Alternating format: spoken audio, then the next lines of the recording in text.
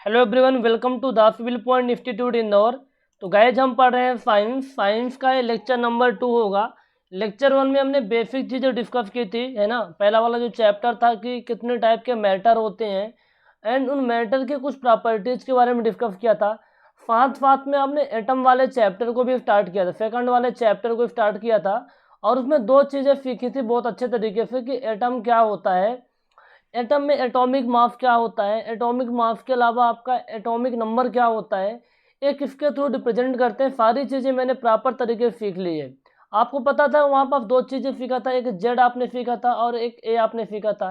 ए आपका क्या था, एटॉमिक मास था। ए क्या था आपका, एटॉमिक मास था। और आपको जो जेड क्या था, एटॉमिक नंबर था। क्या था, एटॉमिक नंबर था। आपने चीज़ें अच्छे तरीके से सीख ली है पिछली क्लास के अंदर। अब यहाँ से जुड़े हुए कुछ चीज़ों को देखेंगे। हमने देखा कि दो चीज़ें होती हैं, जैसे कि मान लो कोई एक्स एलिमेंट लिखा हुआ है। एक्स एलिमेंट के ऊपर क्या होता था, ए होता था, और इसके बाजू में क्या होता था, आपका जेड होता था। ए क्या है आपका एटॉमिक मास है, जेड क्या है एटॉमिक नंबर है। जो एटॉमिक मास होता था, आपको पता है कि कोई भी आपका जो एटम होता है, कोई भी एटम है, लेट सपोज कोई एटम है। एटम के इस तरीके से क्या है, कक्षक है।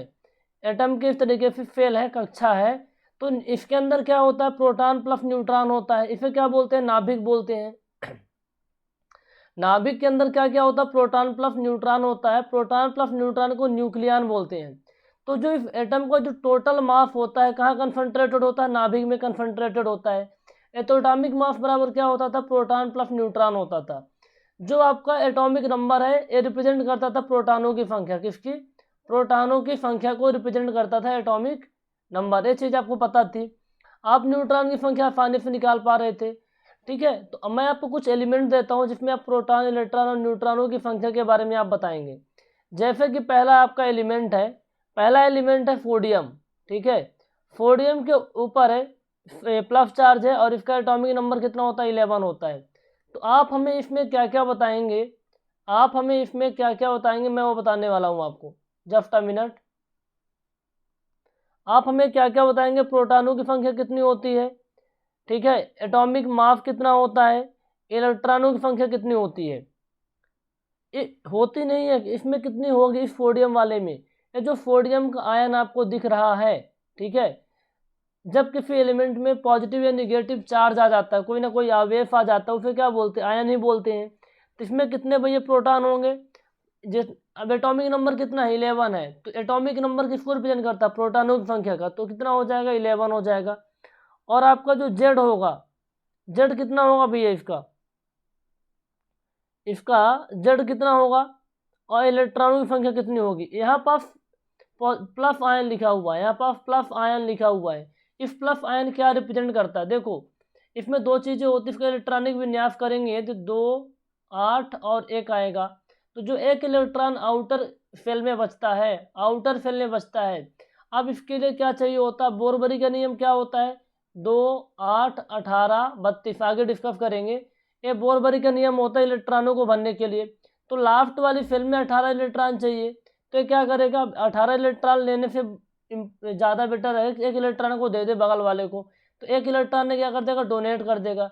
जब एक इलेक्ट्रॉन डोनेट कर देगा तो टोटल इसके पास कितने इलेक्ट्रॉन बचेंगे, 10 इलेक्ट्रॉन बचेंगे। पॉजिटिव का मतलब क्या हुआ, डोनेट किया है। और मान लो निगेटिव लिखा होता है, जैसे मान लो क्लोरीन लिखा है, क्लोरीन -1 या 17 लिखा हुआ है, इसका मतलब क्या हुआ, क्लोरीन ने एक इलेक्ट्रॉन लिया है, किसी से उधार लिया है। इसका कितना होता है, 2 होता है, 8 होता है, अब 7 हुआ। तो लास्ट वाले कक्षा में भरने के लिए कितने इलेक्ट्रॉन चाहिए होंगे, एक इलेक्ट्रॉन, है ना। जैसे यहाँ पास कितने चार, यहाँ पास एक था ना, यहाँ पास आपको चाहिए 7 इलेक्ट्रॉन। तो 7 इलेक्ट्रॉन किसी से उधार मांगो या फिर एक इलेक्ट्रॉन अपना दे दो। ठीक है, ये सिचुएशन थी सोडियम वाले में। क्लोरीन वाले के केस में क्या हो रहा है कि एक इलेक्ट्रॉन है किसी से ले ले या फिर 7 दे दे। तो ये 7 देने के बजाय एक ले लेगा, ज़्यादा बेटर रहेगा।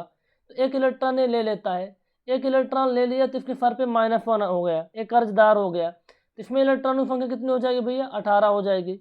कितनी हो जाएगी, 18 हो जाएगी। तो इस तरीके से आप निकाल सकते हैं, इस तरीके से आप निकाल सकते हैं। समझ में आ रही चीज़ें, इस तरीके से आप निकाल सकते हैं। अच्छा, अब यहाँ पास कुछ चीज़ें और इम्पोर्टेंट हैं। यहाँ पास देखिए कुछ एक टर्म आता है, जैसे यहाँ पर आप देखें मैग्नीशियम लिखा है, क्या लिखा हुआ है, मैग्नीशियम। मैग्नीशियम के सर पे 2 चार्ज है। अब आपके पास 1 मिनट का टाइम देता हूँ, आप इसको बताइए कि जो मैग्नीशियम है उस मैग्नीशियम का इसमें प्रोटॉनों की संख्या बता दीजिए, और इलेक्ट्रॉनों की संख्या बता दीजिए, और न्यूट्रॉन की संख्या बता दीजिए। ये आपको करना पड़ेगा। इसमें जेड कितना होगा भैया, सोडियम में जेड क्या एटॉमिक मास होता है, एटॉमिक मास, तो जेड कितना होता है, 22 होता है ना, जेड कितना होता है 22। आप लोग एक काम करिए, 1 से लेकर के 30 तक एटॉमिक नंबर हर एक एलिमेंट का और एटॉमिक मास आपको याद कर लीजिए। याद कर लेंगे तो आपको सॉल्व करने में बहुत सहूलियत होगी, बहुत फायदा होगा। अब इसमें प्रोटॉनों की संख्या कितनी होगी, मैग्नीशियम का परमाणु क्रमांक कितना होता है, 12, तो 12 इसमें प्रोटॉन हो जाएंगे, 12 कितना हो जाएंगे, प्रोटॉन हो जाएंगे, क्योंकि जो परमाणु क्रमांक होता है, एटॉमिक नंबर होता है, प्रोटॉनों की संख्या को रिप्रेजेंट करता है, प्रोटॉनों की संख्या को रिप्रेजेंट करता है। जितनी प्रोटॉनों की संख्या होती है उतनी ही इलेक्ट्रॉनों की संख्या होती है। लेकिन इस केस में क्या हो रहा है कि इसने 2 इलेक्ट्रॉन डोनेट किया है, 2 इलेक्ट्रॉन डोनेट किया है, तो एक्चुअल में जब डोनेट ना करता तो 12 था, 2 डोनेट कर दिया तो कितना हो जाएगा, 10 हो जाएगा, 2 डोनेट कर दिया तो कितना हो जाएगा, 10 हो जाएगा। तो ये चीज़ें इंपॉर्टेंट है, ध्यान में रखिए, ध्यान में रखिए। जैसे मैग्नीशियम के केस में न्यूट्रॉन कितने हो जाएंगे भैया, न्यूट्रॉन कितने होते हैं, एटॉमिक मास बराबर होता है proton plus neutron. Atomic mass कितना होता है मैग्नीशियम का, मैग्नीशियम का एटॉमिक मास 24 होता है ना, तो 24 में आपके 12 चले जाएंगे तो कितना आ जाएगा, 12 आ जाएगा, कितना आ जाएगा, 12। तो इस तरीके से चीज़ समझ में आ गई हैं, आप बहुत आसानी से इसको निकाल लेंगे, बहुत आसानी से निकाल लेंगे, ठीक है, बहुत ही आसानी से आप इनको निकाल लेंगे, कोई दिक्कत आपको नहीं होगी। अब यहाँ पर एक चीज़ हम आपको बताने वाले हैं, यहाँ पर एक टर्म लिखा है आइसो इलेक्ट्रॉनिक, यहाँ पर एक टर्म लिखा है आइसो इलेक्ट्रॉनिक। ऐसे एलिमेंट जिसमें सेम नंबर ऑफ इलेक्ट्रॉन हो, है ना, ऐसे आयन जिसके अंदर सेम नंबर ऑफ इलेक्ट्रॉन हो। अब समझ में नहीं आया हो सेम नंबर ऑफ इलेक्ट्रॉन का मतलब, यहाँ पर एग्जाम्पल देखते हैं। जैसे एग्जाम्पल में क्लोरीन -1 यहाँ 17 लिखा हुआ है। दूसरा एग्जाम्पल आपके पास आर्गन का है, ये 18। अब यहाँ पर जो 18 है और जो 17 है, क्या रिप्रेजेंट करता है, इलेक्ट्रॉनों की संख्या। तो इसमें इलेक्ट्रॉन कितने भैया, 18, और इसने एक डोनेट किया है, ऊपर -1 है मतलब एक डोनेट किया है, तो इसमें कितना हो जाएगा इलेक्ट्रॉन, 17 है आपका ये वाला प्लस एक जो डोनेट किया है 18, तो दोनों में इलेक्ट्रॉनों की संख्या समान हो गई। इसको बोलते हैं आइसो इलेक्ट्रॉनिक या फिर सम इलेक्ट्रॉनिक। क्या बोलते हैं, सम इलेक्ट्रॉनिक।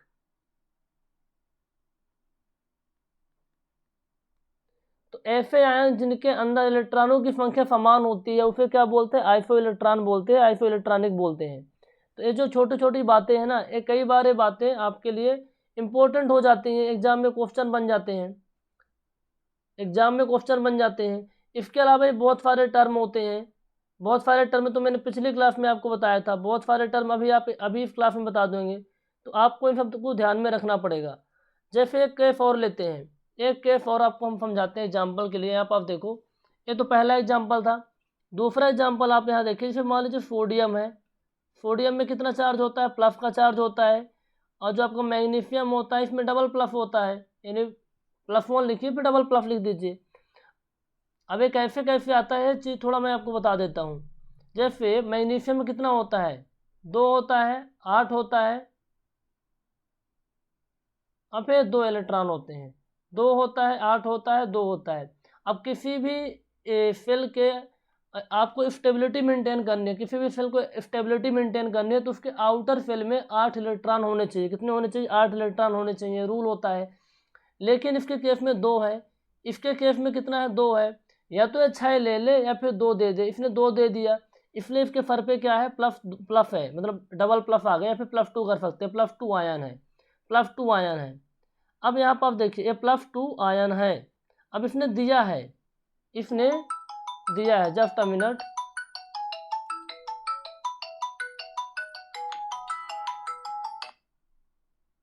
Just minute guys. हाँ चलिए, मैं क्या डिस्कस कर रहा था, मैं डिस्कस कर रहा था गाइज आपसे कि आइसो इलेक्ट्रॉनिक क्या होते हैं, जिनके अंदर सेम नंबर ऑफ इलेक्ट्रॉन होते हैं, जिनमें क्या होते हैं, सेम नंबर ऑफ इलेक्ट्रॉन होते हैं। वही चीज़ें मैं डिस्कस कर रहा था आपसे, ठीक है, वही चीज़ें मैं आपसे डिस्कस कर रहा था। इसने 2 इलेक्ट्रॉन दे दिया, 2 इलेक्ट्रॉन दे दिया, तो इसमें पहले 12 थे, अब कितने बचेंगे, 10 बचेंगे। इसमें 12 थे, अब कितने बचेंगे, 10 बचेंगे। सोडियम के केस में क्या होता है, सोडियम को तो 11 होता है, एटॉमिक नंबर कितना होता है, 11 होता है। तो इलेक्ट्रॉन कितने हो जाएंगे भैया, एक दे दिए तो 10 हो जाएंगे। तो एक क्या है, इसमें भी इलेक्ट्रॉन 10 है और इसमें भी इलेक्ट्रॉन 10 है। इनको बोलते हैं आइसो इलेक्ट्रॉनिक, इनको बोलते हैं फम इलेक्ट्रॉनिक, इनको बोलते हैं आइसो इलेक्ट्रॉनिक, इनको बोलते हैं फम इलेक्ट्रॉनिक। इंपॉर्टेंट है, ध्यान में रखिए, इंपॉर्टेंट है, ध्यान में रखिए। आइसो इलेक्ट्रॉनिक क्या होता है, फम इलेक्ट्रॉनिक क्या होता है, जब टर्मिनेट बार बार स्टूडेंट फोन लगाते रहते हैं बिना मतलब का।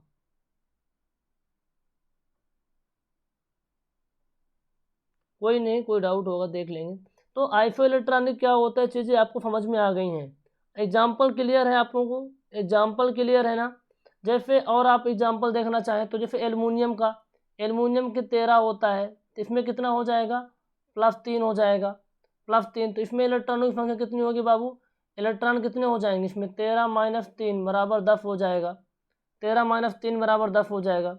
नियान, नियान के केस में कितना होता है, नियान के केस में 10 ही होता है, नियान के केस में कितना होता है, 10 है ना, नियान के केस में कितना होता है, 10 होता है, इसमें पता चल जाएगा। जैसे यदि हम बात करें, मान लो मेथेन लिखा हुआ, मेथेन, तो मेथेन कार्बन में कितने होता है, 6, और हाइड्रोजन के 4 हो जाएंगे तो 10। तो इलेक्ट्रॉन इसमें भी 10 हैं। ये सब क्या होते हैं, ये सब होते हैं आइसो इलेक्ट्रॉनिक, क्या होते हैं, आइसो इलेक्ट्रॉनिक, ठीक है, जिनके अंदर इलेक्ट्रॉनों की संख्या समान होती है। अगला आपका जो एक टर्म आता है आइसोटोप, अगला एक टर्म आता है आइसोटोप। तो आप घबराइए नहीं, मैं लिख के बता देता हूँ यहाँ पर, फिर बाद में आप देख लेना, परिभाषा लिखी हुई है। आइसोटोप क्या होता है, आइसोटोप, आइसोटोप को बोलते हैं समस्थानिक, समस्थानिक। अब इसके अंदर, इसमें क्या होता है भैया, आइसोटोप में क्या होता है, आइसोटोप में क्या होता है, प्रोटॉनों की संख्या समान होती है। इसमें क्या होते हैं, जो प्रोटॉन्स होते हैं ना, प्रोटॉन्स, प्रोटॉन की संख्या क्या होती है, समान होती है। अब प्रोटॉनों की संख्या, ऐसे एलिमेंट, ऐसे तत्व जिनके अंदर प्रोटॉनों की संख्या समान हो, है ना, प्रोटॉनों की संख्या समान होने क्या बोलते हैं, समस्थानिक बोलते हैं। अब प्रोटॉनों की संख्या से मतलब क्या है यहाँ पर, प्रोटॉनों की संख्या से मतलब है कि एटॉमिक नंबर सेम होगा, एटॉमिक नंबर यानी परमाणु क्रमांक सेम होगा, क्या होगा, परमाणु क्रमांक सेम होगा, ठीक है। प्रोटॉनों की संख्या समान होने का मतलब एटॉमिक नंबर सेम होगा, परमाणु क्रमांक सेम होगा। लेकिन इनकी जो मास होते हैं ना, एटॉमिक मास क्या होते हैं, डिफरेंट होते हैं, एटॉमिक मास क्या होते हैं, डिफरेंट होते हैं, एटॉमिक मास सभी क्या होते हैं, डिफरेंट होते हैं।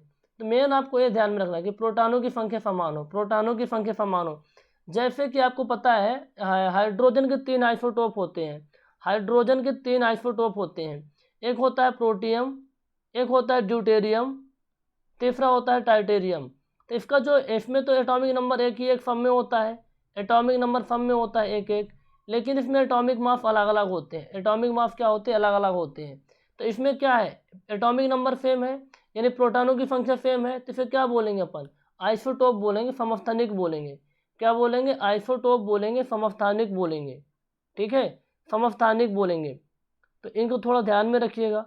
अच्छा, एक नोट करके आप पॉइंट आप लिख सकते हैं, सबसे ज़्यादा मात्रा में जो आइसोटोप होते हैं किसके होते हैं, वो पोलोनियम के होते हैं, सबसे ज़्यादा मात्रा में, सर्वाधिक यानी मैक्सिमम आइसोटोप, मैक्सिमम आइसोटोप किसके होते हैं भैया, पोलोनियम के होते हैं, किसके होते हैं, पोलोनियम के होते हैं। कितने होते हैं, टोटल 27 होते हैं, टोटल 27 समस्थानिक होते हैं, आइसोटोप होते हैं, पोलोनियम के होते हैं, ध्यान में रखिएगा, पोलोनियम के होते हैं। तो यही आप मैंने इंग्लिश में भी लिखा है, तो किसी को प्रॉब्लम हो कि जिसके अंदर क्या होते हैं, जिनमें सेम नंबर ऑफ प्रोटॉन होते हैं, एटॉमिक नंबर सेम होते हैं, उन्हें आइसोटोप कहते हैं। आइसोटोप के मैंने एग्जाम्पल आपको बता दिया, एक तो प्रोटियम, ड्यूटेरियम और है ना ट्रिटियम, इसके बारे में। इसके अलावा जो आपका कार्बन होता है, कार्बन, कार्बन आपको पता है ना, कार्बन 12 आता है, कार्बन 13 आता है, कार्बन 14 होता है। इन सब के जो आपके आइसोटोप होते हैं ना, ये कार्बन के आइसोटोप होते हैं। कार्बन में कितना परमाणु क्रमांक होता है, कार्बन का परमाणु क्रमांक तो 6 ही होता है, कार्बन का परमाणु क्रमांक 6 ही होता है। देखो, ये आपका कार्बन, ए कार्बन, ए कार्बन, इसका भी 6 होता है, इसका भी 6 होता है, इसका भी 6 होता है, इसके इसमें 12 होता है, इसमें 13 होता है, इसमें 14 होता है। तो आप यहाँ पर आप देख पा रहे हैं कि इनके एटॉमिक मास चेंज हो रहे हैं, एटॉमिक मास क्या हो रहे हैं, चेंज हो रहे हैं। लेकिन एटॉमिक नंबर सेम होते हैं। ये क्या है, कार्बन के आइसोटोप होते हैं, कार्बन के आइसोटोप होते हैं, कार्बन के आइसोटोप होते हैं। ठीक है, अब यहाँ पर आप देखिए, अब यहाँ पर इसमें तो समझ में आ गया। ये आपका किसका, ये क्या है आपका प्रोटॉनों की संख्या है, प्रोटॉनों की संख्या मतलब इलेक्ट्रॉनों की संख्या है, एटॉमिक नंबर है। इसमें न्यूट्रॉन कितना होगा, ऊपर माइनस नीचे। भैया ये जो एटॉमिक मास है क्या है, जो 12 है, प्रोटॉन प्लस न्यूट्रॉन है, प्रोटॉन प्लस न्यूट्रॉन 12 है, प्रोटॉन आपके 6 हैं, तो इसमें न्यूट्रॉन कितने हो जाएंगे, 6 हो जाएंगे। इसमें न्यूट्रॉन कितने हो जाएंगे, 7 हो जाएंगे। इसमें न्यूट्रॉन कितने हो जाएंगे, 8 हो जाएंगे। तो ये इंपॉर्टेंट है, अच्छा स्मॉल एन से लिखना होता है ना, स्मॉल एन से। तो ये आपके न्यूट्रॉनों की संख्या हो जाएगी। तो कार्बन के आइसोटोप हो गए, कार्बन के आइसोटोप हो गए। बाकी चीज़ें यहाँ पर आप लिखी हैं, आप इनको जो चीज़ें मैं बोला हूँ यही सारी चीज़ें यहाँ पर आप लिखी हैं, आप इनको देख सकते हैं इमेज के अंदर, आप इनको इमेज के अंदर भी देख सकते हैं। ठीक है, इमेज के अंदर भी आप इनको देख सकते हैं। अब जो आप आइसोटोप पढ़े हैं, तो आइसोटोप में एक चीज़ क्लियर हो गई, किसी को कन्फ्यूजन नहीं होगा। इसमें प्रोटॉनों की संख्या समान होती है, यानी एटॉमिक नंबर सेम होते हैं, एटॉमिक मास डिफरेंट होते हैं। इतने से काम नहीं चलेगा। आपके जो एग्ज़ाम है ना, आपके एग्ज़ाम में बहुत सारे सवाल आए हुए हैं, है ना, प्रीवियस ईयर में बहुत सारे सवाल आए हुए हैं। तो ये वाला जो पॉइंट है आपके लिए बहुत ज़्यादा इंपॉर्टेंट है, तो इनको अच्छे से पढ़ना है। मैं हर एक लाइन को पढ़ के आपको एक्सप्लेन करता हूँ, आपको थोड़ा ध्यान में समझना है। जो आपके ग्रह होते हैं, जो आपके क्या होते हैं, ग्रह होते हैं, तो ग्रहों की यदि हमें उम्र पता लगानी है, ग्रहों की उम्र पता लगानी है, तो जो रेडियो एक्टिव समस्थानिक होते हैं, रेडियो एक्टिव समस्थानिक होते हैं, उनका यूज किया जाता है। ध्यान में रखिएगा। मान लो कोई तेल की पाइपलाइन है, कोई पाइपलाइन है, किसी पाइपलाइन से तेल जा रहा है या फिर पानी जा रहा है, तो कहीं रिसाव तो नहीं हो रहा, कहीं सीपेज तो नहीं हो रहा, इसके लिए समस्थानिक का यूज किया जाता है, समस्थानिक का यूज किया जाता है। इसके अलावा जो आपका मेडिकल इंडस्ट्री होती है, मेडिकल इंडस्ट्री, जैसे ब्लड का जांच करना है, तो ब्लड जांच करने के लिए क्रोमियम 51 का यूज किया जाता है, क्रोमियम 51 का यूज किया जाता है। ठीक है, और एक अब मान लो कोई पेड़ है या फिर सजीव मतलब कोई लाइव बॉडी है, ठीक है, सजीवों के शरीर या फिर पेड़ों में जो जैव रासायनिक क्रियाएं होती है, बायोकेमिकल रिएक्शन होते हैं, उनका स्टडी किया जाता है। एक ट्रेसर टेक्निक होती है, उसकी मदद से, उसके केस में भी आपका जो आप समस्थानिक होते हैं, आइसोटोप होते हैं, यूज़ किए जाते हैं। ठीक है, आइसोटोप ये वाला इंपॉर्टेंट है इसमें, ऊपर वाले इन पॉइंट में, कि भैया जो ब्लड का जांच करने के लिए क्रोमियम 51 का यूज़ करते हैं, क्रोमियम 51 का यूज़ करते हैं। किसी व्यक्ति के सर पे ट्यूमर तो नहीं है ना, मस्तिष्क में, हेड में ट्यूमर है, उसको पता लगाना है, तो आपको रेडियो पारा यानी मरकरी 203 का यूज़ किया जाता है, मरकरी 203 का यूज़ किया जाता है, मरकरी 203 का। थायराइड जो आपकी ग्रंथि होती है, थायराइड ग्रंथि में कोई प्रॉब्लम तो नहीं है, कोई खराबी तो नहीं हो गई है। ठीक है, यदि उसके बारे में जानना है तो आयोडीन 131 का यूज किया जाता है, आयोडीन 131 का यूज किया जाता है। मान लो कोई कैंसर रोग, किसी को कैंसर हो गया है, उसको थेरेपी दी जाती है, थेरापी दी जाती है, उसके लिए कोबाल्ट 60 का यूज किया जा सकता है ताकि उसको राहत मिले, कोबाल्ट 60 का यूज करते हैं। ठीक है,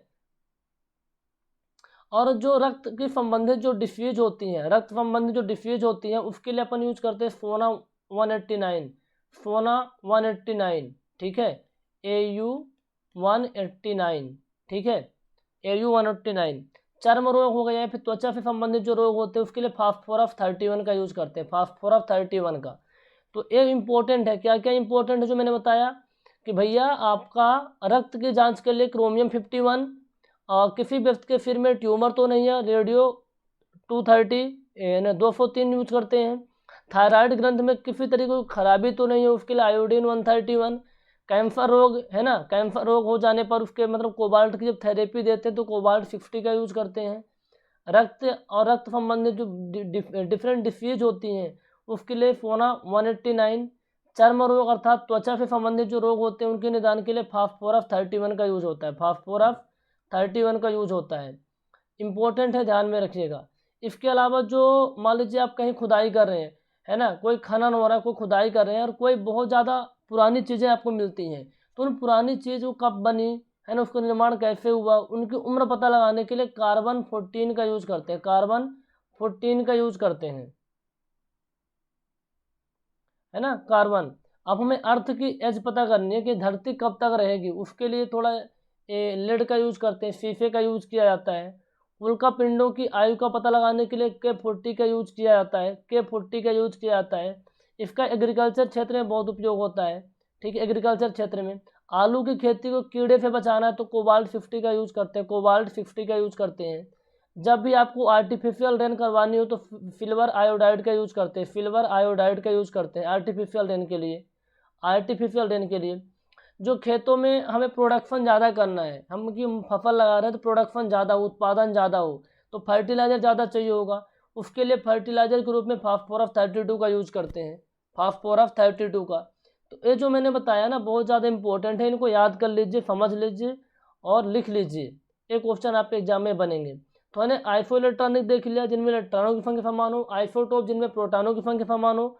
अगला आपका आता है आइसोबार। आइसोबार क्या होता है भैया? आइसोबार क्या होता है पता है आपको? जिनमें परमाणु भार समान होता है। आइसोबार किसे कहते हैं? जिनमें परमाणु भार समान होता है।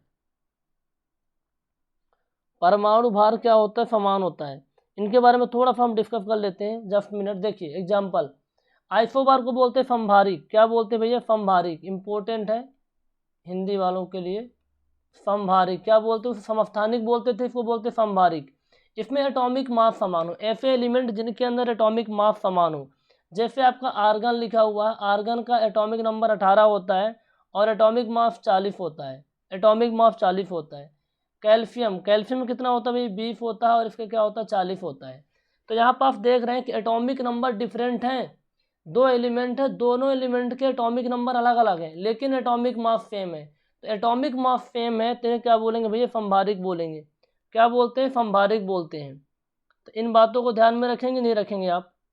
बिल्कुल रखेंगे, क्योंकि आपको पढ़ाई करनी है, पढ़ाई करनी है तो ध्यान में तो रखना ही पड़ेगा, पढ़ाई करनी है तो ध्यान में तो रखना ही पड़ेगा कि इनमें एटॉमिक नंबर तो अलग अलग है लेकिन एटॉमिक मास क्या है? सेम है। जैसे एक एग्जाम्पल और ले लेता हूँ, जस्ट मिनट। एक एग्जाम्पल कार्बन वाला लेते हैं। ठीक है, कार्बन के केस में, नहीं कार्बन वाला कैसे फिट होगा इसमें?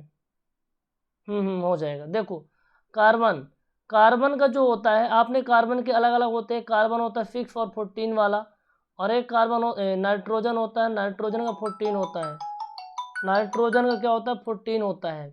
अब यहाँ पर दो चीज़ें इंपॉर्टेंट है, एक तो आपका कार्बन पर एटॉमिक नंबर 6 है और इसका एटॉमिक नंबर 7 है, इसमें 14 एटॉमिक मास है और इसमें 14 एटॉमिक मास है, तो दोनों के एटॉमिक मास सेम है। ठीक है, आप बोलेंगे सर नहीं कार्बन का तो 6 होता है, 12 होता है। आप कार्बन के 3 होते हैं, एक होता है 12, एक का होता है 13, एक का होता है 14, ये होते हैं आइसोटोप में। तो ए वाले इसमें क्या है? दोनों का एटॉमिक मास सेम है, तो इनको बोलेंगे समस्थानिक, आइसोबार बोलेंगे। क्या बोलेंगे गाइस? आइसोबार बोलेंगे। तो ध्यान में रखिएगा आइसोबार क्या होता है, समभारिक क्या होता है। जिनके क्या होते हैं? परमाणु द्रव्यमान बोल सकते हैं, परमाणु द्रव्यमान। एटॉमिक मास सेम होते हैं लेकिन एटॉमिक नंबर अलग अलग होते हैं। ठीक है, एटॉमिक नंबर अलग अलग होते हैं। ओके, तो हम बात कर रहे थे आइसोबार के बारे में, समभारिक की चीज़ें क्लियर हो गई, आइसोटोप्स क्लियर हो गया। अब हम बात करेंगे आइसोटोन के बारे में, आइसोटोन के बारे में बात करेंगे। ठीक है, आइसोटोन, आइसोटोन क्या बोलते हैं? ये सारी चीज़ें लिखी हुई है यहाँ पर ना, तो उसमें कन्फ्यूजन बहुत ज़्यादा होता है, मैं लिख लिख के आपको बताता हूँ, फिर इसके बाद आप देख लेना, ये पीटी जो आपकी पीपीटी है ना आपको मिल जाएगी। ठीक है, अब हम बात करेंगे आइसोटोन्स के बारे में। किसके बारे में? आइसोटोन।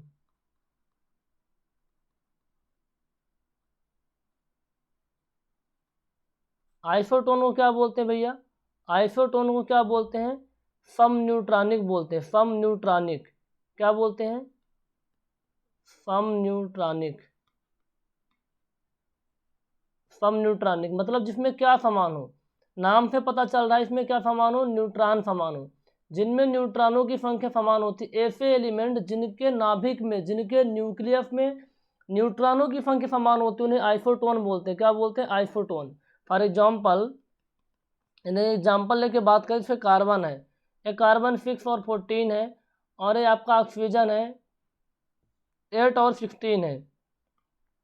तो इसमें कितने न्यूट्रॉन होंगे भैया? और इसमें कितने न्यूट्रॉन होंगे? 14 माइनस 6 कितना आएगा?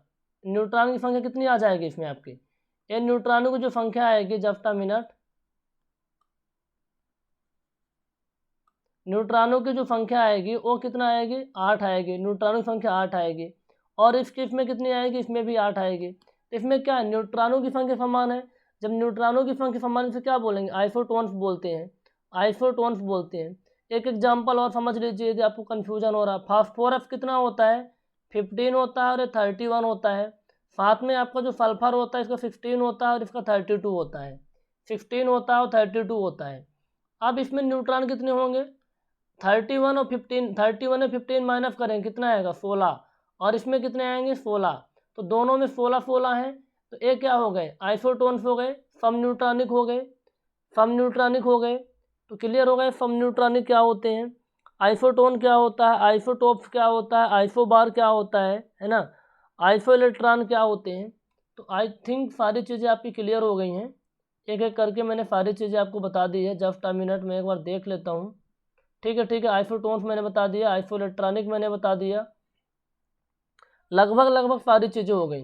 तो एक बार मैं समराइज़ कर देता हूँ। यदि आप में किसी को कन्फ्यूजन थोड़ा सा भी हो ना, तो आप अपने कन्फ्यूजन को दूर कर सकते हैं, आप अपने कन्फ्यूजन को दूर कर सकते हैं। अच्छा, आइसोटोन का एक एग्जांपल और प्रोटियम और ड्यूटेरियम वाला है ना, प्रोटियम और ड्यूटेरियम वाला। एक देखो यहाँ पास क्या है, 1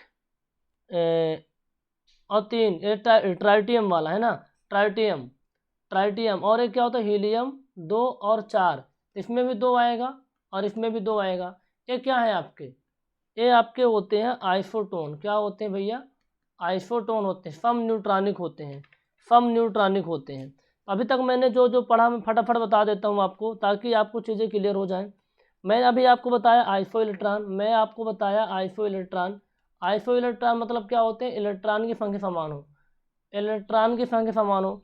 दूसरा मैंने बताया आपको आइसोटोप्स, आइसोटोप्स, आइसोटोप में क्या होते हैं, प्रोटॉनों की संख्या समान हो, प्रोटॉनों की संख्या समान हो, आइसोटोप्स। फिर आपका क्या आता है, आइसोबार्स, आइसोबार्स में क्या होता है कि आपका एटॉमिक मास समान हो, एटॉमिक मास, ऐसे एलिमेंट जिनमें एटॉमिक मास समान हो।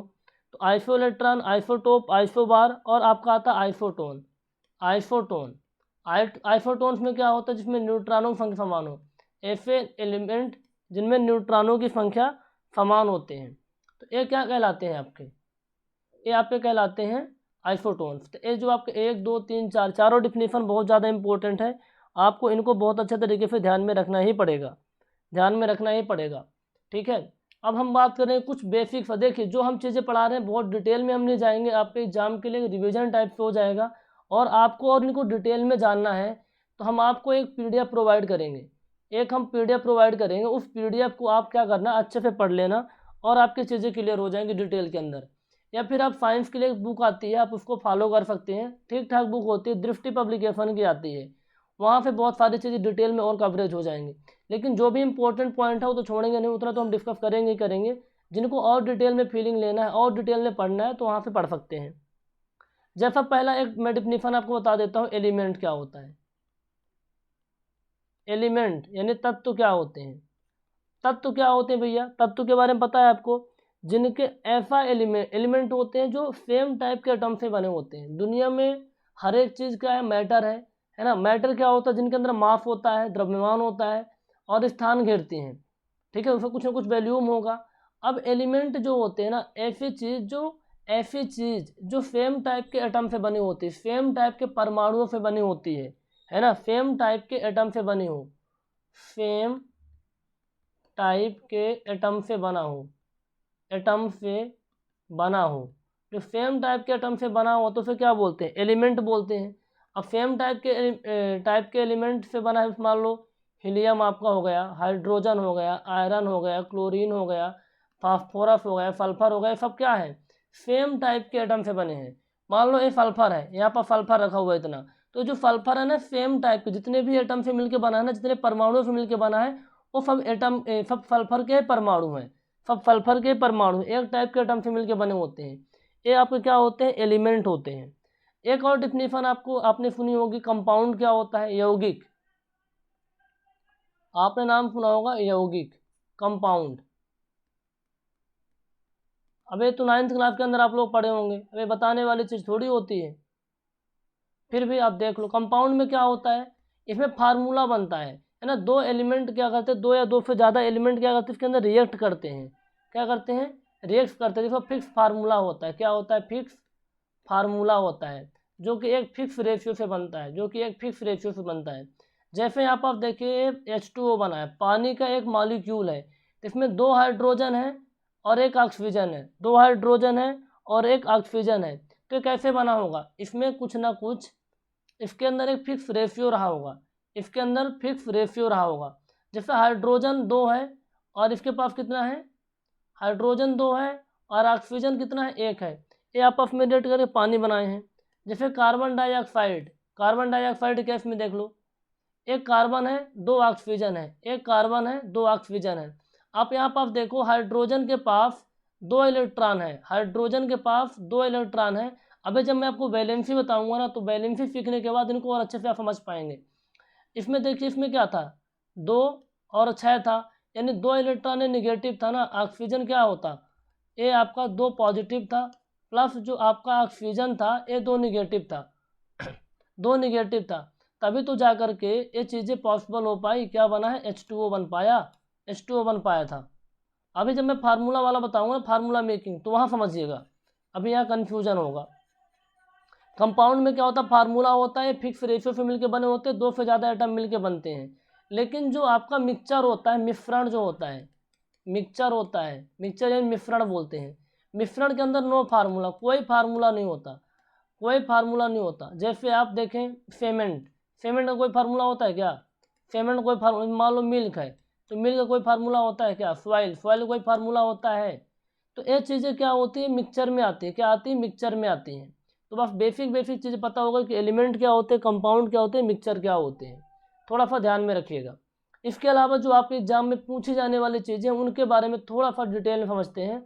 अब आप देखो कोई भी जो एटम होता है, एटम का नाभिक होता है, एटम का नाभिक होता है, न्यूक्लियस होता है, जिसके अंदर एटम का टोटल जो मास होता है कंसंट्रेटेड होता है, ए प्रोटॉन प्लस न्यूट्रॉन होता है।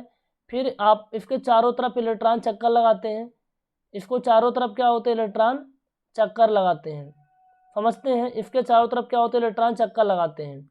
तो यहाँ पर आप देखो, मान लो इसमें 2 इलेक्ट्रॉन है, ठीक है, इसमें 8 इलेक्ट्रॉन है, 1 2 3 4 5 6 7 8।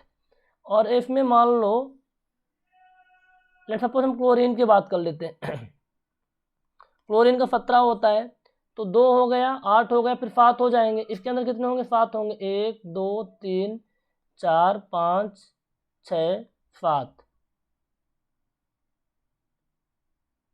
7 हो गए। अब यहाँ समझने वाली बात है, डायग्राम तो बहुत ही हमारा सुंदर बनता है, आपको भी पता है, ठीक है। एक क्लोरीन हो गया। अब यहाँ देखिए ये आपके ये जो सर्कल गोल गोल घूम रहे हैं ना, इनको फेल बोलते हैं, क्या बोलते हैं भैया, फेल बोलते हैं, कक्षा बोलते हैं, क्या बोलते हैं, कक्षा बोलते हैं। अब जो इलेक्ट्रॉन है, जो इलेक्ट्रॉन नाभिक के पास में है और कुछ इलेक्ट्रॉन नाभिक से दूर है, तो यदि कोई इलेक्ट्रॉन नाभिक से दूर है, वो नाभिक से दूर क्यों होगा, क्योंकि उसके अंदर बहुत ज़्यादा एनर्जी होगी। कोई भी चीज़ नाभिक से दूर है उसके अंदर एनर्जी होगी। आपने 12th के बाद इंजीनियरिंग किया है ना, आपने 12th के बाद आपने बी की और इसके बाद अब आप सब इंजीनियर की मान लो तैयारी कर रहे हैं, सब इंजीनियर की तैयारी कर रहे हैं। तो आपके अंदर आपने 12th से जब बी तक पहुँचे हैं, क्यों पहुँचे हैं आप, 12th से अपने बी तक कैसे पहुँचे, आपके पास एनर्जी थी, आपने कुछ ना कुछ एक्स्ट्रा चीज़ें पढ़ी हैं, तभी तो जाके आप 12th से बी में पहुँचे हैं। अब जो लोग 12th में फेल हो जाते हैं तो उनके अंदर थोड़ी एनर्जी है। मैं समझाने का क्या प्रयास कर रहा हूँ कि जो इलेक्ट्रॉन नाभिक से दूर होते हैं उनके अंदर ज़्यादा एनर्जी होती है, ठीक है, नाभिक से दूर होते हैं उनके अंदर एनर्जी ज़्यादा होती है, जो नाभिक के पास में होते हैं उनके अंदर एनर्जी कम होती है।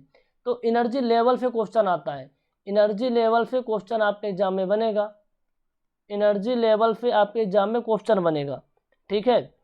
कि यदि आपका जो इलेक्ट्रॉन होता है निम्न कक्षा से उच्च कक्षा में जाता है, निम्न कक्षा से लोअर ऑर्बिट से अपर ऑर्बिट में जाता है, लोअर ऑर्बिट से अपर ऑर्बिट में जाता है, ऑर्बिट यानी फेल यानी कक्षा, निम्न ऑर्बिट से अपर ऑर्बिट में जाता है, तो उसमें ऊर्जा क्या होती है भैया, उसमें एनर्जी बढ़ती है, एनर्जी क्या होती है, बढ़ती है। यदि छोटी क्लास से बड़ी क्लास में जाएगा तो एनर्जी बढ़ेगी।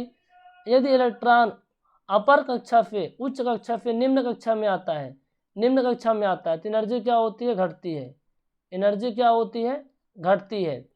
ठीक है, आप क्या करिए, आपको 10th से 8th में आना है तो सब कुछ भूल जाइए, जो भी पढ़े हुए हैं ऑटोमेटिक 8th में आ जाएंगे। वही चीज़ें यहाँ पर कि उच्च से निम्न में जाएगा तो एनर्जी डाउन होती है। ठीक है, क्योंकि ऊर्जा का उत्सर्जन होता है, और निम्न से जब उच्च में जाती है तो ऊर्जा ग्रहण करता है तो एनर्जी बढ़ती है। यदि कोई मान लो ए वाला इलेक्ट्रॉन है, ए इलेक्ट्रॉन कूद करके, ए इलेक्ट्रॉन आप कूद करके यहाँ पास पहुँच जाता है, यहाँ पास पहुँच जाता है, यानी एनर्जी इसकी बढ़ गई। यदि ए वाला इलेक्ट्रॉन आपका यहाँ से हो करके यहाँ पास आ जाता है तो एनर्जी क्या होगी, डाउन होगी। तो आई होप आपको चीज़ें क्लियर हो गई एनर्जी लेवल के बारे में, एनर्जी लेवल के बारे में आपको पता हो गया। अच्छा, तो ये अपना टॉपिक एनर्जी लेवल वाला था, आप टॉपिक बना के लिखिएगा। अब हम कुछ बात करेंगे कि जो आपके इलेक्ट्रॉन होते हैं, जो एटम में इलेक्ट्रॉन होते हैं, वो जो अलग अलग कक्षाएं होती हैं ना, अलग अलग क्लासेस होती हैं। ठीक है, उनमें इलेक्ट्रॉनों को कैसे भरा जाए, उसके बारे में थोड़ा देखेंगे। ऑर्बिट क्या होता है, सब शेल क्या होता है, ऑर्बिटल क्या होता है, उसके बारे में थोड़ा सा जानेंगे, तो देखते हैं ऑर्बिट क्या होता है। पहला डिफिनेशन आप लोग लिखिएगा, ऑर्बिट यानी क्या बोलते हैं, कक्षा। ठीक है, ऑर्बिट यानी कक्षा। अब आपको मैं समझाता हूँ, ये आपका प्रोटॉन प्लस न्यूट्रॉन है,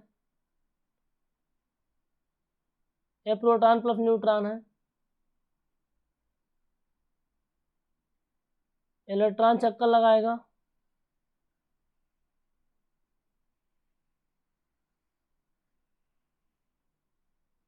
अब यहाँ देखिए क्या है, प्रोटॉन प्लस न्यूट्रॉन है, ये न्यूक्लियस होता है। अब ये जो पहली वाली कक्षा होती है ना, तो न्यूक्लियस वाला पार्ट हो गया, ये वाली पहली क्लास, इसको के बोलते हैं, इसको एल बोलते हैं, इसको एम बोलते हैं।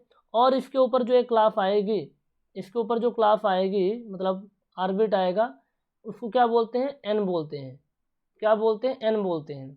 जस्ट अ मिनट, मैं थोड़ा डायग्राम बना लेता हूँ अच्छे से, डायग्राम तो बहुत ही घटिया बन रहा है। ओके, तो देखिए यहाँ पर आप देखिए, यहाँ पर एक आपका न्यूक्लियस है, न्यूक्लियस के अंदर प्रोटॉन प्लस न्यूट्रॉन है। अब ये जो आपकी ऑर्बिट होता है ना, इसको बोलते हैं के, इसको बोलते हैं एल, इसको बोलते हैं एम, और इसको बोलते हैं एन। इसको क्या बोलते हैं, के एल एम एन। तो ऑर्बिट को जो रिप्रेजेंट किया जाता है, किससे रिप्रेजेंट किया जाता है, के से, एल से, एम से और एन से, इससे रिप्रेजेंट किया जाता है। अब अलग अलग ऑर्बिट में अलग अलग इलेक्ट्रॉन भरे जाते हैं। जैसे के में 2 इलेक्ट्रॉन भर सकते हैं अधिकतम आप, एल के अंदर आप 8 इलेक्ट्रॉन भर सकते हैं, एम के अंदर 18 और एन के अंदर 32। के अंदर आप 2 इलेक्ट्रॉन भर सकते हैं अधिकतम, एल के अंदर आप 8 इलेक्ट्रॉन अधिकतम भर सकते हैं, एम ऑर्बिट के अंदर 18 और एन के अंदर 32।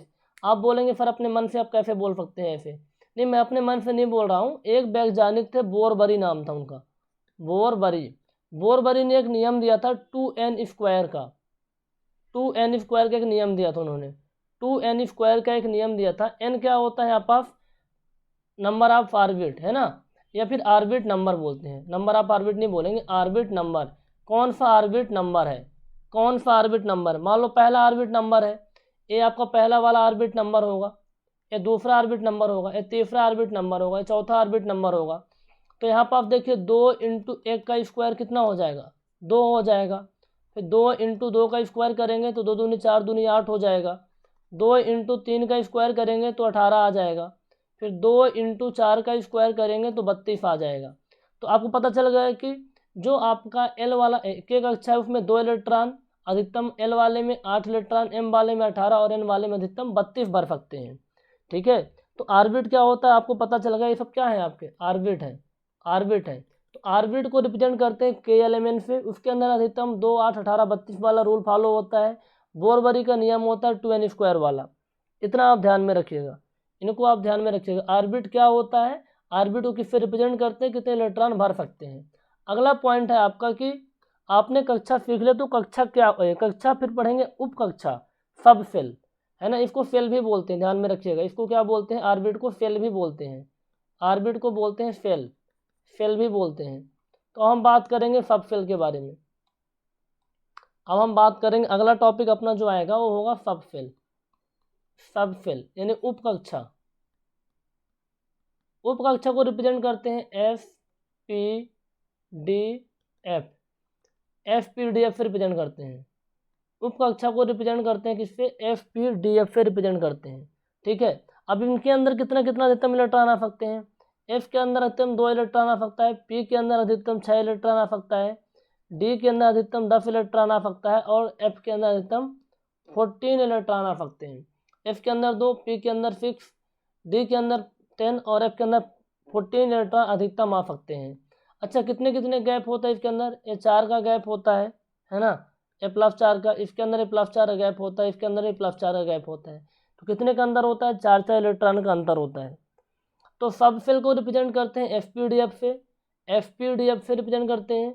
ठीक है, सब सेल को रिप्रेजेंट करते हैं एफ पी डी एफ से, और एफ के अंदर अधिकतम 2 इलेक्ट्रॉन, पी के अंदर अधिकतम 6 इलेक्ट्रॉन, डी के अंदर अधिकतम 10 इलेक्ट्रॉन और एफ उप कक्षा के अंदर, एफ सब सेल के अंदर अधिकतम 14 इलेक्ट्रॉन आप भर सकते हैं, 14 इलेक्ट्रॉन भर सकते हैं। इसे बोलते हैं अफबाऊ का नियम। क्या बोलते हैं, अफबाऊ का नियम।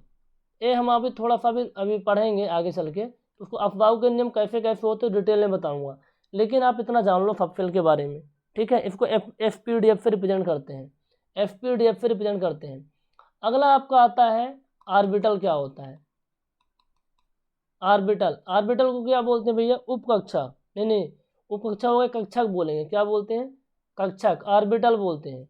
ऑर्बिट से बन गए ऑर्बिटल। अब ऑर्बिटल को जो रिप्रेजेंट करने का तरीका होता है ना, बॉक्स होता है।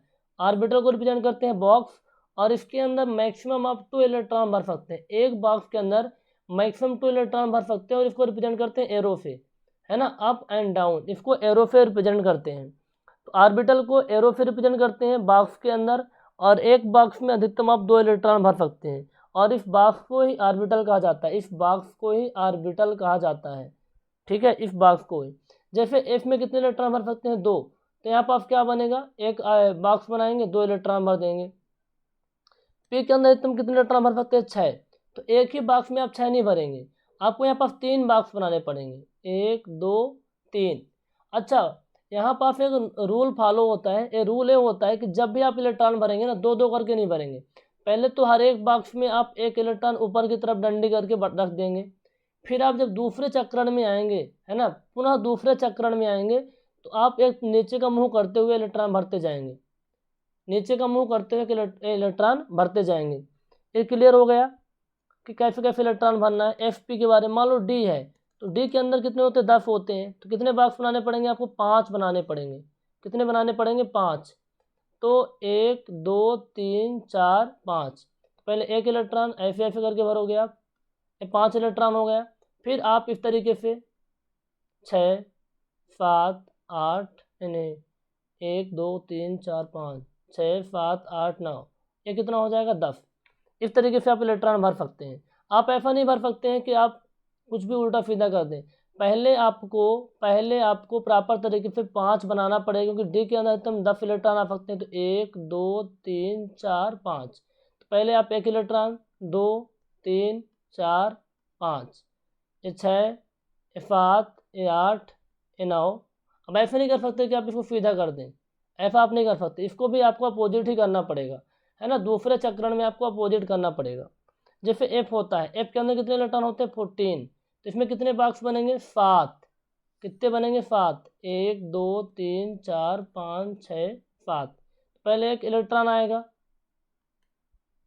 पहले एक इलेक्ट्रॉन, 1 2 3 4 5 6 7, फिर ये आपका 8 9 10 11 12 13 14।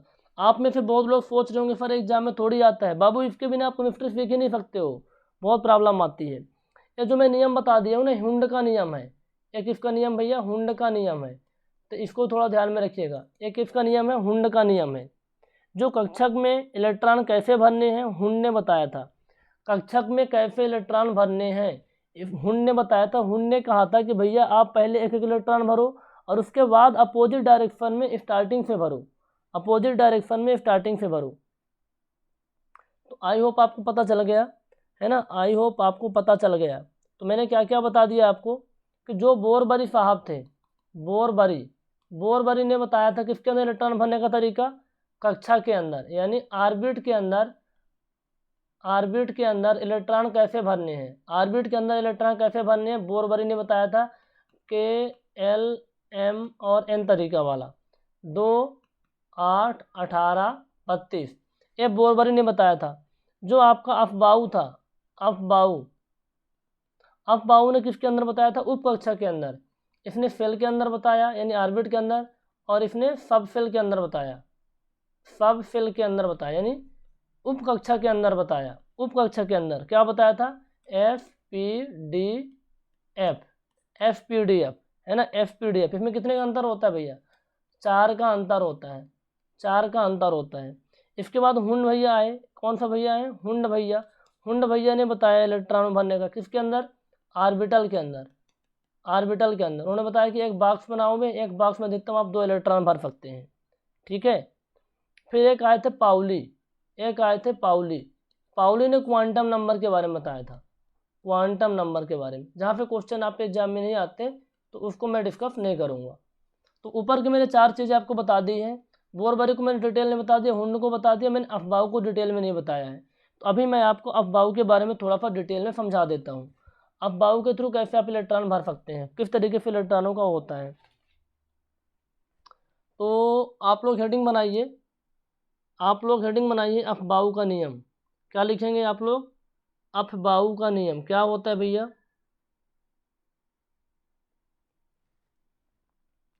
आप लोग हेडिंग बनाइए,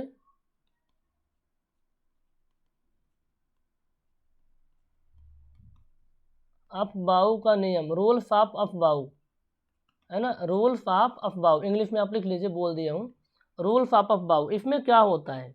इसमें हम क्या पढ़ेंगे? जो अपने तत्व है ना, जो आपके एलिमेंट हैं, एलिमेंट, उनका इलेक्ट्रॉनिक कॉन्फ़िगरेशन देखने वाले हैं। इलेक्ट्रॉनिक कॉन्फ़िगरेशन, इलेक्ट्रॉनिक कॉन्फ़िगरेशन यानी इलेक्ट्रॉनिक विन्यास बोलते हैं। क्या बोलते हैं? विन्यास। किस तरीके से हम करेंगे ये चीज़ें हम आपको बताने वाले हैं। अच्छा, अब इसके लिए मैं एक तरीका बताऊंगा, बड़े ध्यान से समझिएगा। वो प्लेट वाला सिस्टम है ना, प्लेट वाला सिस्टम, ये समझ जाएंगे तो आप बहुत अच्छे से इलेक्ट्रॉनिक विन्यास सीख जाएंगे। कोई बड़ी बात नहीं है, बहुत आसान होता है। सबसे पहले आपको क्या करना है? प्लेट टाइप से बिछाना होगा। पहले इलेक्ट्रॉन किस में आते हैं? एफ में, फिर पी में, फिर डी में, फिर एफ में। तो आप इस तरीके से लिखिए, 1f, 2f, 3f, 4f, 5f, 6f। आपने ऐसे लिख लिया। अब जब आप इलेक्ट्रॉन भरेंगे तो आप एक को छोड़ देंगे, यहाँ से स्टार्ट करेंगे। 2p, 3p, 4p, 5p और 6p। फिर आप जब डी में जाएंगे तो एक छोड़ के चलेंगे, 3d, 4d, 5d, 6d। फिर जब एफ में जाएंगे तो एक को छोड़ के चलेंगे, 4f, 5f और 6f। मैंने क्या किया, सबका पेंदी सेम कर दिया। आप बुकों में देखेंगे पेंदी सेम नहीं रहती, इन तीनों की पेंदी सेम हो गई। तो पहले 1f पे एफ, पी, डी, एफ, एक एक छोड़ के चलना है। आपने एफ बार लिख लिया, जितना लिखना लिख सकते हैं आगे, मैंने 6 तक लिखा है। फिर एक छोड़ के पी, फिर एक छोड़ के डी, फिर एक छोड़ के एफ। अब जब इलेक्ट्रॉन आप भरेंगे तो पहले इलेक्ट्रॉन किस में जाएगा? फिर किस में जाएगा? देखिए, पहले आपको जो इलेक्ट्रॉन जाएगा 1f में जाएगा। किस में जाएगा? 1f में जाएगा। फिर जो आपका इलेक्ट्रॉन है 1f से निकल के 2f में जाएगा। फिर किस में जाएगा? 2p में जाएगा। फिर किस में जाएगा? 3f में जाएगा। फिर 3p में जाएगा। फिर 4f में जाएगा। फिर 3d में जाएगा। 3d के बाद किस में जाएगा? 4p में जाएगा। 4p से जाएगा 5f में, 5f में जाएगा। फिर किस में जाएगा भैया? फिर आपका 4d में जाएगा। फिर 5d में जाएगा। और 5d से किस में जाएगा? 6f में जाएगा, 6f में जाएगा। फिर आपका 4f में जाएगा, 5d में जाएगा और 6p में जाएगा, 6p में जाएगा। फिर 5f में जाएगा, फिर 6d में जाएगा और फिर आपका 6f में जाएगा। इस तरीके से आप बना सकते हैं, इस तरीके से बना सकते हैं। आई होप कोई दिक्कत नहीं आएगी। पहले 1f वाला लिख लेना, फिर 2p वाला, फिर 3d वाला, फिर एफ, पी, डी, एफ वाला, और एक एक छोड़ के लिख देना, उसमें एरो बना देना है आप। पहले 1f में जाएगा, फिर 2f में जाएगा, फिर 2f, फिर 2p में जाएगा, फिर 3f में जाएगा, फिर 3p में जाएगा, फिर 4f में जाएगा, फिर 3d में, फिर 4p में, फिर 5f में। इस तरीके से अब तो बहुत आसानी से आप इलेक्ट्रॉनिक कॉन्फ़िगरेशन कर सकते हैं। जैसे यहाँ पर मैं करके दिखाता हूँ आपको। एल्युमिनियम कितना होता है? 13 होता है ना, 13 होता है। तो प्लेट है, ये क्या है? प्लेट है। मैं प्लेट बिछाना सिखाता हूँ आपको, फिर पूड़ी बाद में डालेंगे। पहले प्लेट फिर पूड़ी। अब देखिए पहला आपका प्लेट इसमें 13 है, तो हम एक काम करते हैं, कुछ ले लेते हैं यहाँ से। पहले किस में जाएगा, 1f में जाएगा इलेक्ट्रॉन, फिर आपका 2f में इलेक्ट्रॉन जाएगा, फिर किस में जाएगा 2p में जाएगा, फिर 3f में जाएगा, फिर 3p में जाएगा। बोले कहाँ से ले रहे हो फिर आप, 1f 2f 2p 3f 3p, इस तरीके से मैं ले रहा हूँ। और हमें पता है कि f वाले में अधिकतम कितने इलेक्ट्रॉन आ सकते हैं, 2, f में 2, p में अधिकतम कितने इलेक्ट्रॉन आ सकते हैं, 6 आ सकते हैं, 6 आ सकते हैं। f में कितने आते हैं, 2 आते हैं। तो कितना होगा, 2 2 4, 6 4 10, 2 12, 12। इसमें कितना होता है, 13 होता है। तो लास्ट में बचेगा 1, तो पी वाले में 1। पी बोलेगा नहीं भैया, मैं भी तो बैठा बैठा था 5 में, मेरे को भी चाहिए पूड़ी। मेरे को कितना चाहिए, मेरे को 6 पूड़ी चाहिए। मेरे को कितनी पूड़ी चाहिए, कम से कम 6 पूड़ी चाहिए होती है, क्योंकि पी के अंदर 6 इलेक्ट्रॉन आते हैं। भैया 6 पूड़ी नहीं बचे, 1 बची, तो 1 इसके फर पे रख देंगे। तो इस तरीके से इलेक्ट्रॉनिक विन्यास आप कर सकते हैं, इस तरीके से आप इलेक्ट्रॉनिक विन्यास कर सकते हैं। फिर क्लोरीन, क्लोरीन में कितना होता है, 17। तो पहले बिछा दीजिए, 1f 2f 3f, 1f 2f plus फिर 2p आएगा ना।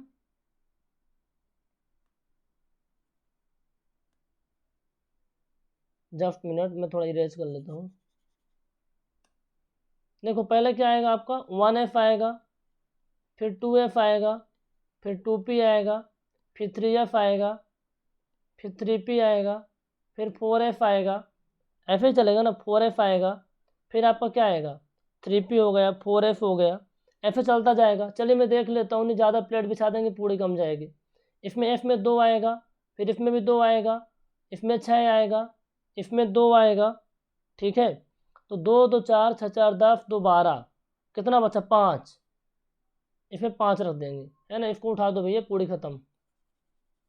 पूरी का मतलब यहाँ पास इलेक्ट्रॉन है, यहाँ पास क्या है, इलेक्ट्रॉन है ना। क्लोरीन क्या है, 17 है, जो कि एटॉमिक नंबर है। एटॉमिक नंबर परमाणु प्रोटॉनों की संख्या होती है, और प्रोटॉनों की संख्या बराबर क्या होती है, इलेक्ट्रॉनों की संख्या होती है ना। प्रोटॉनों की संख्या बराबर क्या होती है, इलेक्ट्रॉनों की संख्या। तो 17 इलेक्ट्रॉन थे, तो 1f ऑर्बिट में 2 आएंगे, है ना। 1f जो आपका ऑर्बिट था, 1f जो ऑर्बिट था उसमें 2 आएंगे, ठीक है। और 2f में कितने आएंगे, इसमें भी 2 आएंगे, पी में 6 आएंगे, एफ में 2 आएंगे, पी में 5 आएंगे। 2 2 4, 6 4 10, 2 12, 5 17। कोई दिक्कत नहीं है, कोई दिक्कत नहीं है, नहीं है ना। काहे को दिक्कत होगी, दिक्कत काहे को होगी, सिंपल तो चीज़ें हैं, ठीक है। चलिए एक और हम आपको बताते हैं। एक रूल होता है, एक रूल होता है। रूल बताने से पहले एग्जाम्पल लूँगा ताकि आपको थोड़ा समझ में आ जाए।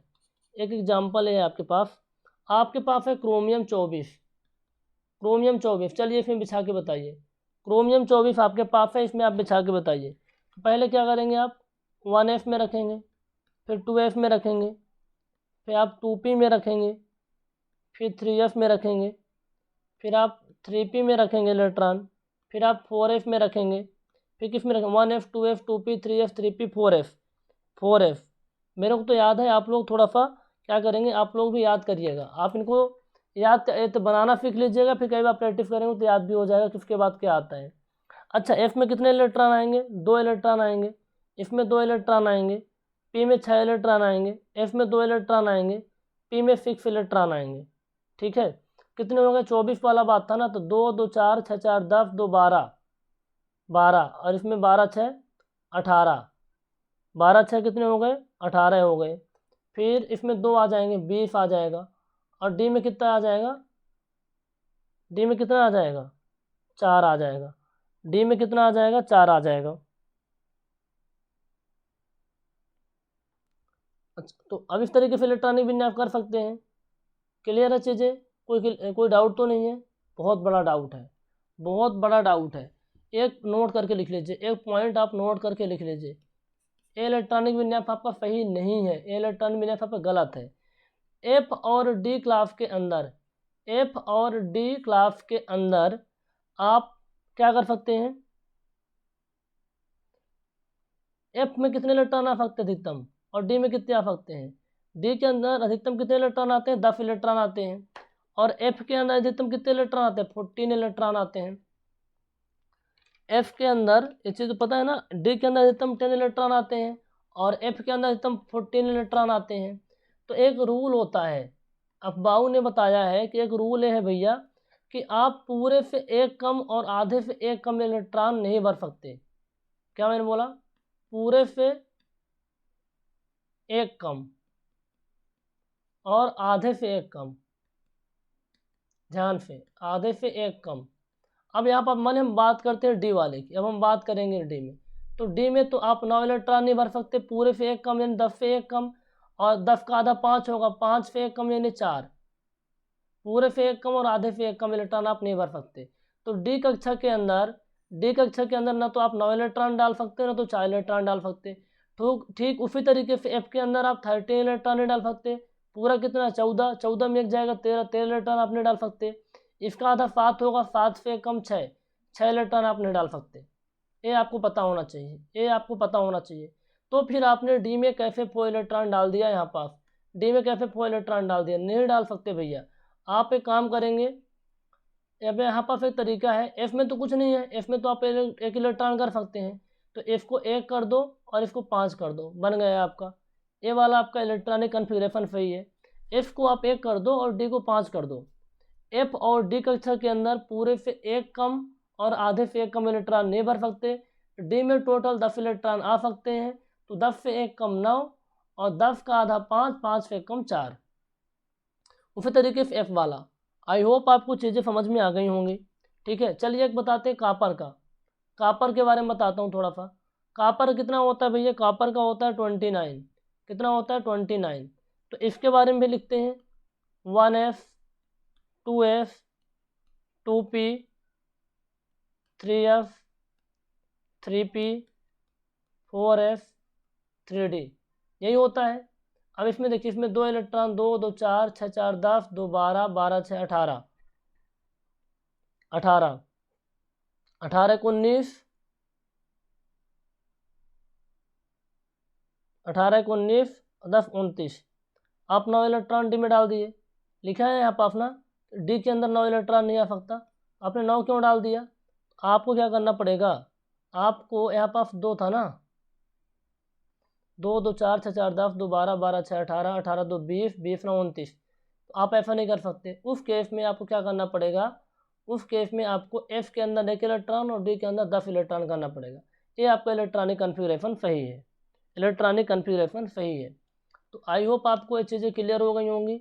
जो हुंड का नियम होता है वो हमें बताता है, जो हमारा सब फेल होता है एसपीडीएफ है ना, सब फेल। फेल क्या होते हैं? KLMN, ये फेल होते हैं, कक्षा होती हैं। सब फेल क्या होता है? एसपीडीएफ। तो फेल के अंदर कैसे इलेक्ट्रॉन भरना है वो बोरबरी ने बताया। सब फेल के अंदर कैसे भरना है अब्बाऊ ने बताया। फिर आपका जो ऑर्बिटल होता है ना, बॉक्स होते हैं, बॉक्स के अंदर कैसे इलेक्ट्रॉन भरना है हुंड ने बताया था। तो इन तीनों के बारे में पता होना चाहिए, अफबाऊ के बारे में और आपके बोरबरी के बारे में, हुंड के बारे में। आई होप आपको समझ में आ गया होगा। अब अगला टॉपिक देखते हैं।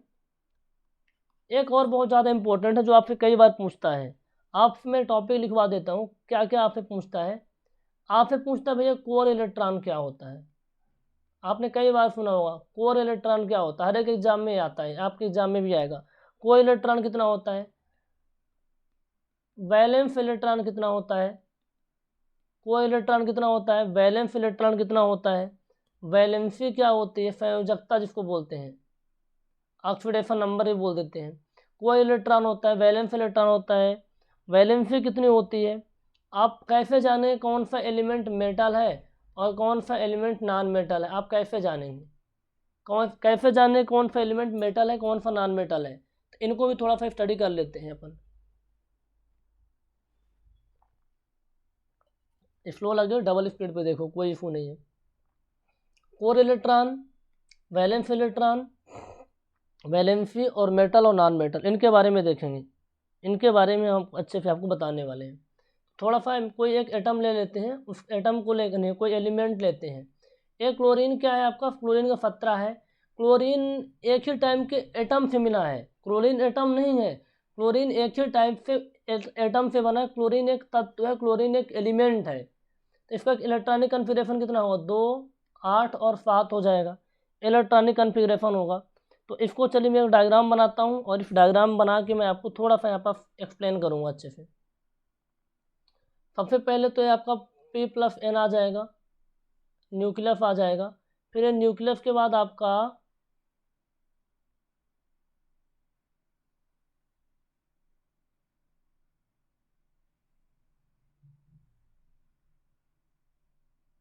ठीक है। अब यहाँ देखिए, इसके अंदर प्रोटॉन प्लस न्यूट्रॉन होंगे, इसमें 2 इलेक्ट्रॉन होगा, इसमें 8 होगा, 1 होगा, 2 होगा, 3 होगा, या 4, या 5, 6, 7, 8। और इसमें बाहरी कक्षा में कितने होंगे? 1, 2, 3, 4, 5, 6, 7, ये 7 इलेक्ट्रॉन होंगे। तो यहाँ पर आप देखिए, कोई इलेक्ट्रॉन यदि बाहरी कक्षा में मौजूद है, यदि कोई इलेक्ट्रॉन आउटर शेल में मौजूद है, इससे क्या पता चलता है? उस इलेक्ट्रॉन की एनर्जी बहुत ज़्यादा है, तभी तो नाभिक को छोड़ करके इतनी दूरी पे है। नाभिक आपका यहाँ है और एक इलेक्ट्रॉन यहाँ पास है। ये क्यों है? इस वाले आउटर शेल में क्यों है? क्योंकि इसके अंदर एनर्जी बहुत ज़्यादा है। एनर्जी क्या है? बहुत ज़्यादा है। तो जो आपके आउटर शेल होती है ना, आउटर शेल को बोलते हैं संयोजी कक्षा। क्या बोलते हैं? संयोजी कक्षा। संयोजी कक्षा। अब संयोजी कक्षा में जो इलेक्ट्रॉन होंगे उन्हें क्या बोलेंगे? संयोजी इलेक्ट्रॉन बोलेंगे। संयोजी इलेक्ट्रॉन बोलेंगे। संयोजी मतलब क्या होता है? Valence orbit. इसको क्या बोलेंगे? वैलेंस ऑर्बिट बोलेंगे। और इसके अंदर जो इलेक्ट्रॉन होंगे उन्हें वैलेंस इलेक्ट्रॉन बोलेंगे। क्या बोलेंगे? वैलेंस इलेक्ट्रॉन बोलेंगे। लिख देता हूँ, वैलेंस इलेक्ट्रॉन। और इसे क्या बोलेंगे? Valence orbit. Valence orbit. अब दोनों को मैनेज करना पड़ता है, हिंदी और इंग्लिश को, तो दोनों लिख रहा हूँ। जो आपके आउटर शेल में इलेक्ट्रॉन, आउटर जो शेल होता है उसे वैलेंस ऑर्बिट बोलते हैं। वैलेंस ऑर्बिट के अंदर जो इलेक्ट्रॉन होते हैं उन्हें वैलेंस इलेक्ट्रॉन बोलते हैं। आउटर, सबसे आउटर वाले की बात हो रही है। आउटर वाले को छोड़ के जितने भी आपके ऑर्बिट होते हैं, उन्हें कोर ऑर्बिट बोलते हैं। अब एक आपका ए ऑर्बिट हो गया और एक आपका ए वाला ऑर्बिट हो गया। दो आपके पास और ऑर्बिट है। ये तो आपका न्यूक्लियस वाला है, ये क्या है आपका? ये तो आपका पूरा न्यूक्लियस है। तो इसको क्या बोलते हैं? Core orbit. Core orbit. Core orbit के अंदर जो इलेक्ट्रॉन होंगे उन्हें कोर इलेक्ट्रॉन बोलेंगे। क्या बोलेंगे? कोर इलेक्ट्रॉन बोलेंगे। तो आउटर सरफेस में आउटर ऑर्बिट को बोलते हैं वैलेंस ऑर्बिट, और आउटर को छोड़ के जितने भी इनर ऑर्बिट होते हैं उन्हें कोर ऑर्बिट बोला जाता है। कोर ऑर्बिट के अंदर जो इलेक्ट्रॉन होंगे वो कितने होंगे? कोर इलेक्ट्रॉन होंगे। अच्छा भैया, वैलेंस इलेक्ट्रॉन कितने हैं? वैलेंस इलेक्ट्रॉन आउटर बॉक्स में कितने हैं? 7 हैं। कितने हैं? 7 हैं। कोर ऑर्बिट में कितने हैं? एक में 2 हैं, दूसरे में 8 हैं। तो 2 + 8 = 10। तो कोर इलेक्ट्रॉन कितने हो जाएंगे आपके? 10। कोर इलेक्ट्रॉन कितने हो जाएंगे? 10। तो समझ में आ गया ना, कोर ऑर्बिट क्या होता है, कोर इलेक्ट्रॉन क्या होता है, संयोजी कक्षा क्या होता है, संयोजी इलेक्ट्रॉन क्या होता है। ठीक है। तो संयोजी क्लास को छोड़ के, संयोजी कक्षा को छोड़ के, यानी वैलेंस ऑर्बिट को छोड़ के जितने भी सभी ऑर्बिट होते हैं कोर ऑर्बिट कहते हैं। ठीक है। अब रासायनिक अभिक्रिया में कौन भाग लेते हैं भैया? रासायनिक अभिक्रिया में जो आपका केमिकल रिएक्शन होता है, रासायनिक अभिक्रिया में जो भाग लेते हैं ना, वो आपके वैलेंस इलेक्ट्रॉन लेते हैं। रासायनिक अभिक्रिया में केमिकल रिएक्शन में जो भाग लेते हैं आपके, वो वैलेंस इलेक्ट्रॉन होते हैं। वैलेंस इलेक्ट्रॉन भाग लेते हैं, वो इलेक्ट्रॉन भाग नहीं लेते हैं। अच्छा, जब आपको ये चीज़ पता चल गई कि वैलेंस क्या होता है, तो यहाँ पर एक चीज़ और मैं आपको सिखा देता हूँ। वैलेंसी क्या होती है? वैलेंस इलेक्ट्रॉन पता चल गया, तो अब आप सीख लीजिए वैलेंसी क्या होती है। वैलेंसी, संयोजकता।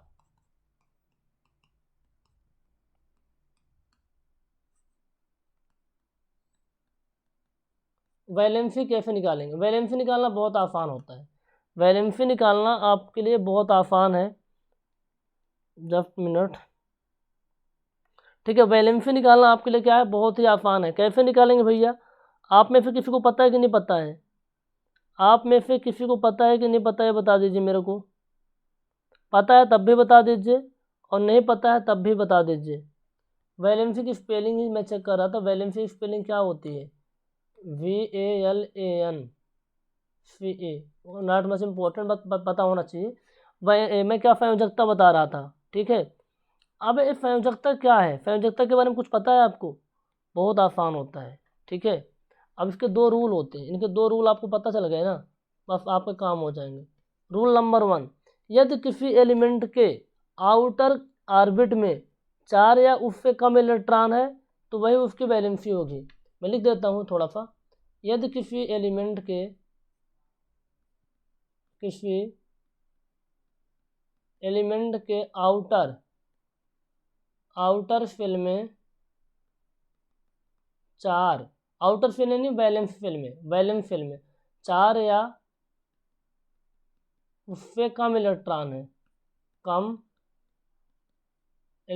है, तो वही वैलेंसी होगी, वही क्या होगी, उसकी वैलेंसी होगी। यदि किसी ऑर्बिट के आउटर फिल में 4 या उससे कम इलेक्ट्रॉन है तो वही उसकी वैलेंसी होती है। ठीक है, संयोजी इलेक्ट्रॉन मान लो ऐसा कुछ है, जस्ट अ मिनट,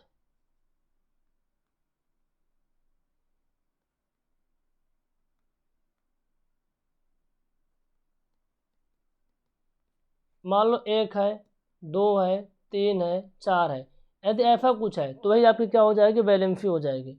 इसको बोलते हैं संयोजी इलेक्ट्रॉन। यानी आउटर फिल को क्या बोलते हैं भैया, क्या बोलते हैं, वैलेंस फिल के अंदर जो इलेक्ट्रॉन होंगे वैलेंसी इलेक्ट्रॉन बोलते हैं। तो वैलेंस इलेक्ट्रॉन आपके इतने हैं तो ये आपको उसी की वैलेंसी हो जाएगी, वही वैलेंसी हो जाएगी। लेकिन मान लो ऐसा कुछ है, 4 से ज़्यादा इलेक्ट्रॉन है, उस केस में आपको 4 से घटाना पड़ेगा। किसको घटाना पड़ेगा, ये आपके जो वैलेंस इलेक्ट्रॉन है, जो आपके वैलेंस इलेक्ट्रॉन है ना आउटर फिल में, मान लो किसी के आउटर फिल में 5 है तो 8 माइनस 5 करेंगे, यानी 8 माइनस वैलेंस इलेक्ट्रॉन। ये क्या होता है, फार्मूला होता है। जैसे क्लोरीन का देखो, क्लोरीन का कितना होता है बाबू, क्लोरीन का होता है 17, इसमें 2 आएगा, फिर 8 आएगा, फिर आउटर सेल में 7 इलेक्ट्रॉन आएंगे। 7 इलेक्ट्रॉन यानी वैलेंस सेल में 7 इलेक्ट्रॉन है, किससे ज़्यादा है, 4 से ज़्यादा है। तो इसकी जो वैलेंसी आप निकालेंगे तो कितना हो जाएगा, 8 माइनस 7 करना पड़ेगा, 1 आएगा। ये क्या होगी, इसकी वैलेंसी होगी। एक क्या होगी, इसकी वैलेंसी होगी। जैसे मान लो मैग्नीशियम का 12 होता है तो 2 8 2, तो इसके आउटर बॉक्स में यानी आउटर सेल में कितने इलेक्ट्रॉन है भैया, 2 हैं, तो 4 से कम है ना, तो इसकी वैलेंसी कितनी हो जाएगी, 2। इसकी वैलेंसी क्या हो जाएगी, 2। इम्पोर्टेंट है, थोड़ा सा ध्यान में रखेंगे। ठीक है, इम्पोर्टेंट है, ध्यान में रखेंगे। अच्छा, आपसे क्वेश्चन ऐसे पूछेगा कि ये मैग्नीशियम लिखा है, पूछेगा नहीं, क्वेश्चन तो अच्छे अच्छे आएंगे, बस बेसिक बता रहा हूँ अभी। 12, इसमें कोर इलेक्ट्रॉन कितने हैं बताओ, कोर इलेक्ट्रॉन कितने हैं, इसमें वैलेंस इलेक्ट्रॉन कितने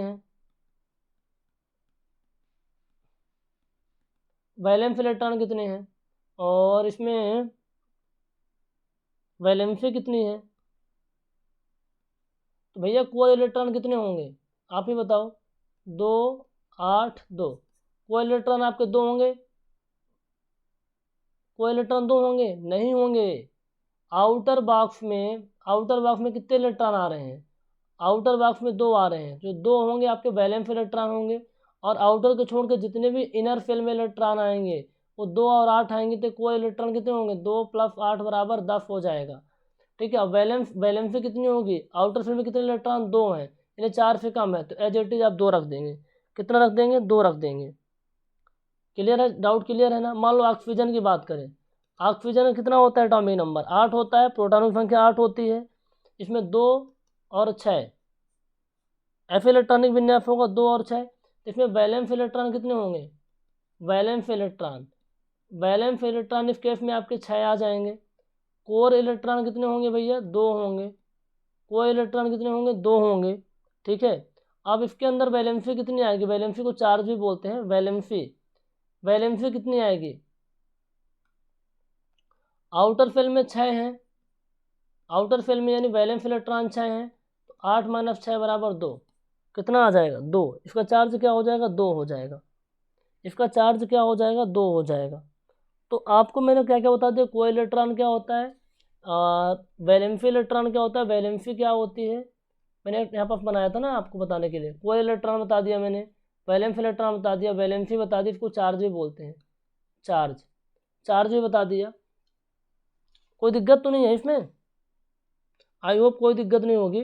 अब हम बात करेंगे कि कौन सा एलिमेंट मेटल है और कौन सा एलिमेंट नॉन मेटल है, इसको भी तो जानना ज़रूरी है, कौन सा मेटल है और कौन सा नॉन मेटल है। इसके लिए एक तरीका होता है, उसको देख लेते हैं।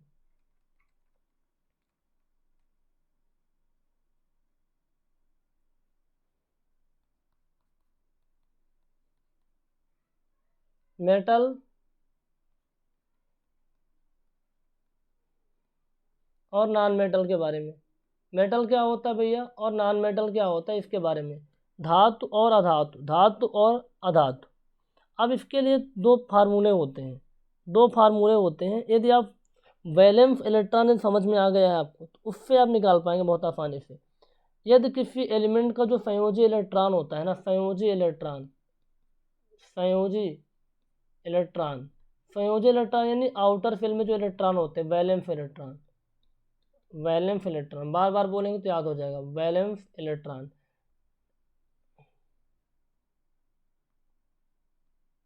यदि किसी शेल के, यदि किसी एलिमेंट का जो वैलेंस इलेक्ट्रॉन है, एक है, दो है या फिर तीन है, तो उसको बोलते हैं मेटल। क्या बोलते हैं? मेटल, धातु बोलते हैं। क्या बोलते हैं? धातु बोलते हैं।